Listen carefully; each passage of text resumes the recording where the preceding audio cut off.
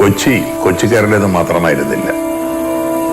കൊച്ചിയിൽ വന്നുവിടുന്ന ആർക്കും കൊച്ചിയുടെ പേരിൽ അവകാശമുണ്ടായി.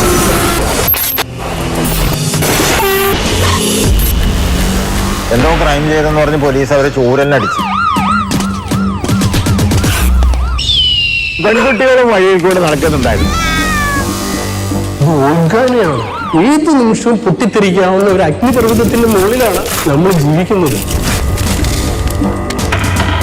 ഒരുപാട് പ്രശ്നങ്ങൾ അതിനകത്തുണ്ടായിരുന്നു. പോലീസ് പിടിച്ചൊക്കെ അവിടെ കൊണ്ടുവരുന്ന കുട്ടികളായിരുന്നു. പകുതിയിലധികം കുട്ടികൾക്ക് ആദ്യം തന്നെ ഇല്ല. അതും വീടെന്ന് പറയാനും ഇല്ല, അല്ല കടത്തിന് അവിടെ ഇവിടെയൊക്കെ ഇട്ടാൽ നമ്മൾ കഴിഞ്ഞു കൂടി പോകുന്നു. മയക്കുമരുന്ന് കച്ചവടം ചെയ്ത് പോലീസ് പിടിച്ച് ജയിലിലാന്ന് പറഞ്ഞു. എന്തും ചെയ്യാൻ മടിക്കാത്തവരെ മാറിയ ഒരുപറ്റം ചെറുപ്പക്കാർ സമൂഹത്തിന്റെ മുമ്പിൽ വലിയ ചോദ്യചിഹ്നമായി. ഇവിടെ ഒരു ദിവസം ഭയങ്കര സ്ട്രൈക്കറുണ്ട്. പട്ടിണിയുടെ ഒരു കാലഘട്ടം ഉണ്ടായിരുന്നു. അതുകൊണ്ട് തെരുവിൽ വന്നു എത്തിരുപാട് തിന്ന. അവന് സുപ്രഭാതം നോക്കിയപ്പോ അവന്റെ അമ്മ തൂങ്ങിക്കിടക്കുക.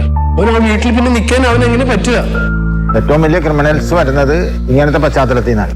ഇന്ത്യ മഹാരാജ്യത്തെ ആദ്യത്തെ തെരുവിലെ കുട്ടികൾക്ക് വേണ്ടിയിട്ടുള്ള ഒരു പുനരധിവാസ പദ്ധതിയാണ് ഡോൺ ബോസ്കോ സ്നേഹഭവൻ. തലഞ്ഞു തിരിഞ്ഞ് നടക്കുന്ന കുട്ടികളെല്ലാവരും ഇവിടെ ഉണ്ട്. എനിക്ക് ആദ്യം 2 ദിവസത്തിൽ ഭയമൊക്കെ തോന്നിയിരിക്കുമ്പോ ഇവരെങ്ങനെയായിരിക്കും നമ്മളോട്. പലരും ഇവിടെ വരുമ്പോൾ മാൽനറിഷ്ഡ്.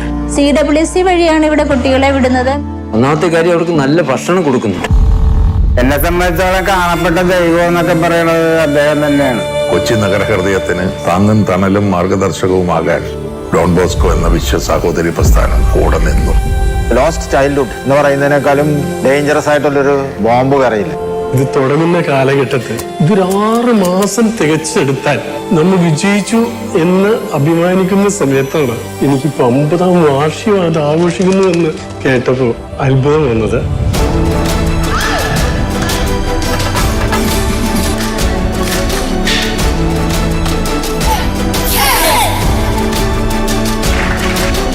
ഡോൺ ബോസ്കോ എന്ന് പറഞ്ഞൊരു സ്ഥാപനം ഇല്ലായിരുന്നുണ്ടെങ്കിൽ ഞങ്ങൾ തെരുവിലുള്ള എല്ലാ മക്കളും വല്ല കള്ളന്മാരാ കൊലപാതകളാ അങ്ങനെയുള്ള റൂട്ടിലോട്ട് പോയനെ.